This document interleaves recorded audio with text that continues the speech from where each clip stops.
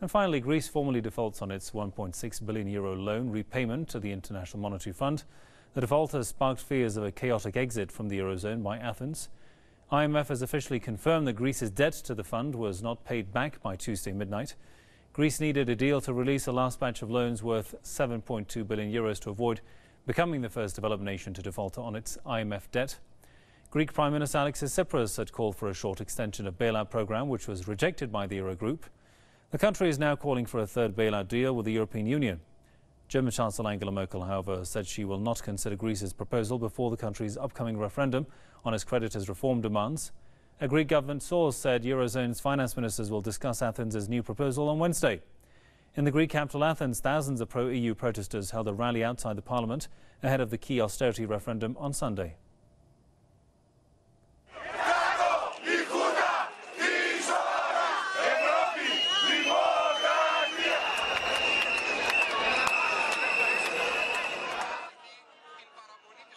Held EU flags and chanted slogans in support of Greece staying in the euro. A yes vote would make Greece eligible for more bailout loans as proposed by the European Commission.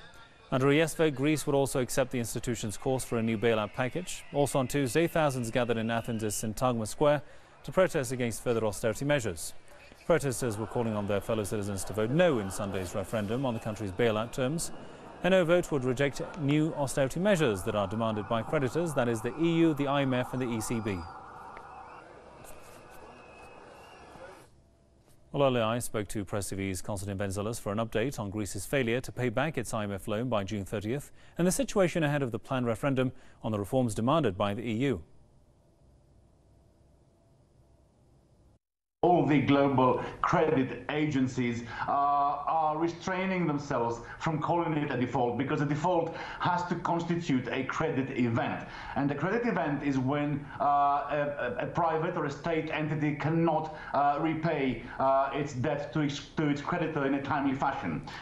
Therefore, technically speaking, Greece has fallen into arrears on its IMF debt because the IMF itself has received an urgent request from the Greek government to not yet call it, officialize it as a default for a few more days. Greece has begun to face a very severe liquidity problem at the moment, having had to impose capital controls. Some banks will open tomorrow only for a few hours. There are restrictions in place for liquidity in Greece, and we'll have to see what happens after the referendum. If we have a yes vote, then Tsipras says he will resign.